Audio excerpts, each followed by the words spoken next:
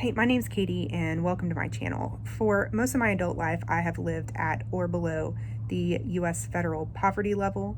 As a young adult, in my early 20s, I became a single parent with two daughters, and I spent much of my 20s just trying to raise them and provide for them, working. I was going to school, I was homeschooling them, and I learned to live very frugally and with a very low income. In this video, I'm going to share with you how we live happily with spending habits that put us below the U.S.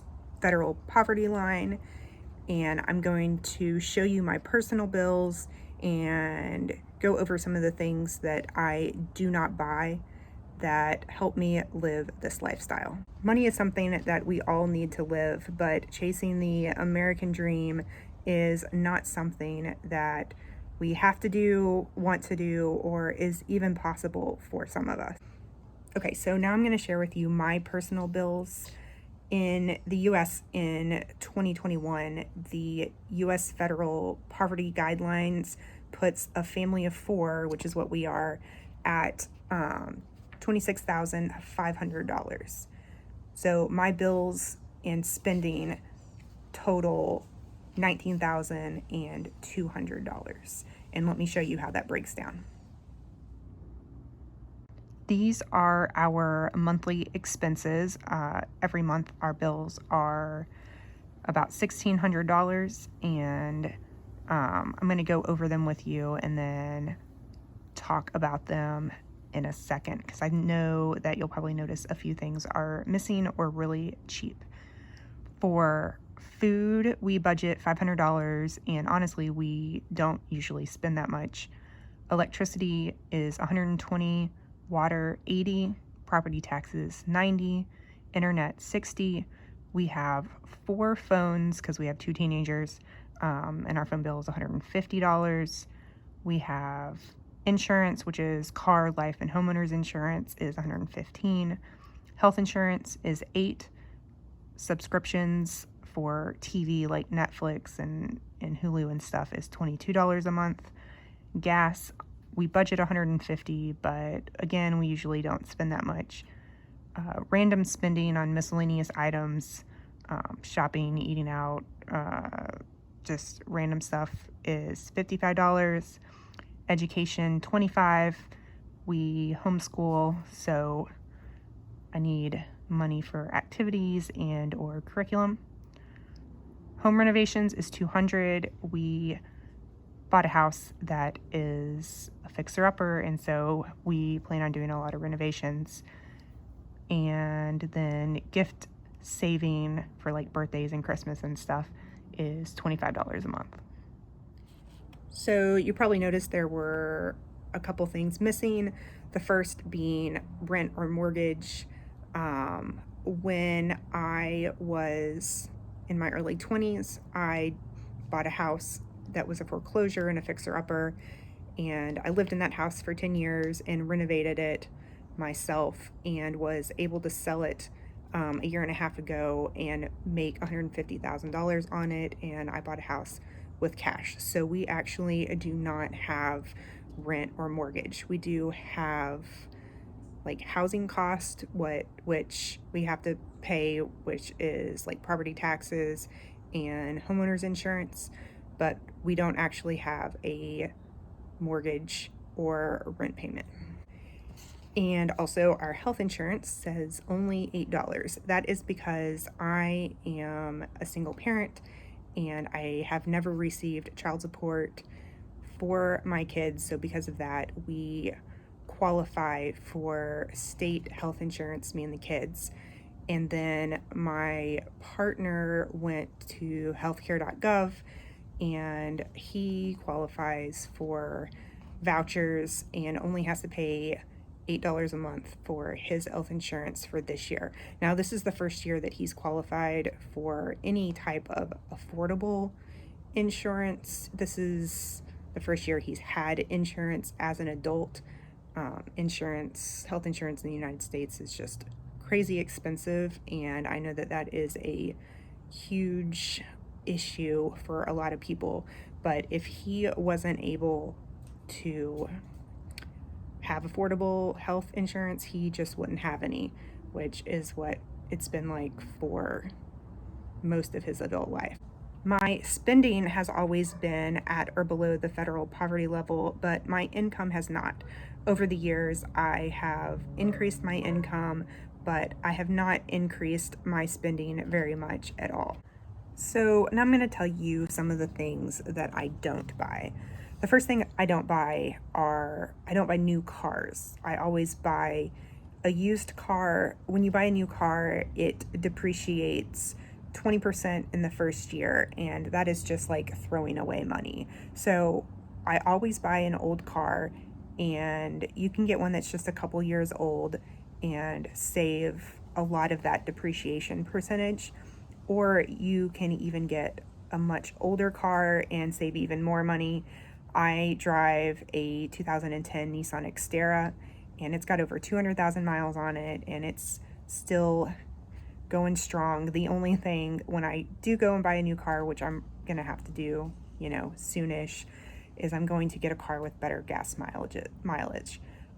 Also, we are a one-car family, so I'm only paying for the insurance on one vehicle. So if you can get by with as few vehicles as you can, that'll save you money on insurance, because car insurance can be pretty expensive. The next thing that I do not buy is I do not buy new clothes. 99% of my clothes comes secondhand from thrift stores. Now, I don't care about fashion at all.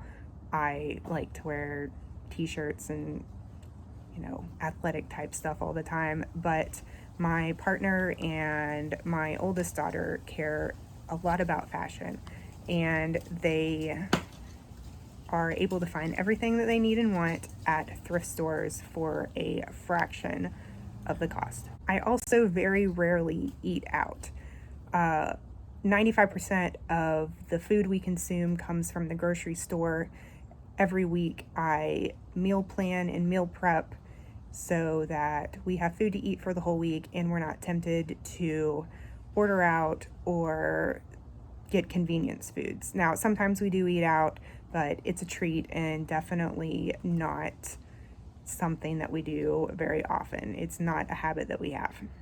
The next thing I don't buy is cable or a whole bunch of streaming subscriptions. We do have one or two subscriptions at a time between like Netflix and Amazon Prime, Hulu, Disney Plus, things like that. But we don't have them all the time. We just alternate through them. And we try and choose the ones that have deals on them at the time. For example, right now, there was a deal about a year ago with Hulu where we were only paying less than $2 a month for a whole year to have Hulu. I also don't buy new phones as soon as they come out. In fact, I go years between buying new phones. I did finally get an iPhone 11 like a year and a half ago because I was forced to by my family because my other phone was so ancient. But I just don't spend the money on brand new phones every time they come out. We don't buy bottled water. We all have reusable water bottles that we fill up at home or when we're out. And this doesn't only save on money, but also on plastic. Drinking out of water bottles uses a lot of plastic that we shouldn't use. I did buy a Berkey water filtration system that we use so that we don't have to drink straight tap water. And we just absolutely love it, but we get nice fresh filtered water and we don't have to buy bottled water all the time, especially when you're out. If you're trying to buy bottled water, it's like so expensive now. And another thing, I'm not going to say that I don't buy books because I do, but I try to utilize the library as much as possible. And I also, when I do buy books, I try and buy used books. I do like to read. I like books. We homeschool. We have lots of books in our homeschool. So books are just a thing that I really like. But the library helps, especially even just listening to the subscription, audiobook subscription that most libraries have for free.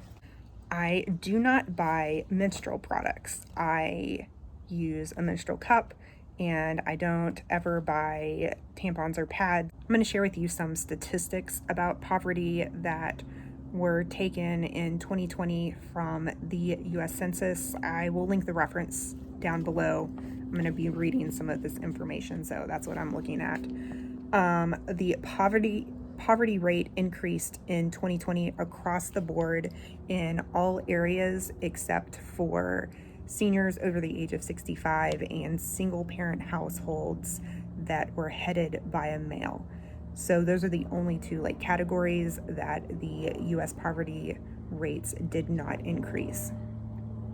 The official poverty rate in 2020 was 11.4%, which is up a percentage point from 2019. In 2020, there were 37 million people in poverty, approximately 3.3 million more people than the previous year.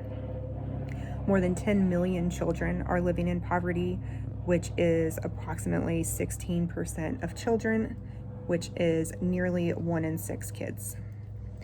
And the highest poverty rate for any single group are families that are headed by a single female, which 23.4% of these families live in poverty. If you are struggling with providing food, shelter, or clothing for yourself or your children, please do not be ashamed to seek help. There are programs out there to help you. Most of us have struggled before and have needed assistance, and it's nothing to be ashamed of. Seeking help is a sign of strength and not a sign of weakness. You can get help through government programs such as food stamps or WIC if you have children under the age of 5. There's medical assistance and rental mortgage assistance programs, utility assistance programs. There's lots of charities and churches that give out food and clothing, no questions asked. So if you're struggling, please do not be ashamed to seek help. If you're wanting to go back to school, there are also tons of grants and scholarships available, especially to people who are in low income situations. When I was a single parent struggling to provide for my kids, it was stressful and overwhelming at first, trying to work and find childcare and provide food, shelter, and being the only support system that they had was not really a whole lot of fun at the time. But I did learn how to not only survive, but thrive in that situation, and I learned a lot of lessons through that. Thank you guys so much for watching. Leave a comment below and let me know some of the things that you don't buy that help you save money. And if you are not already subscribed, I would love it if you would. I post a lot of videos about living frugally and about finance and some of my struggles and things that I have accomplished.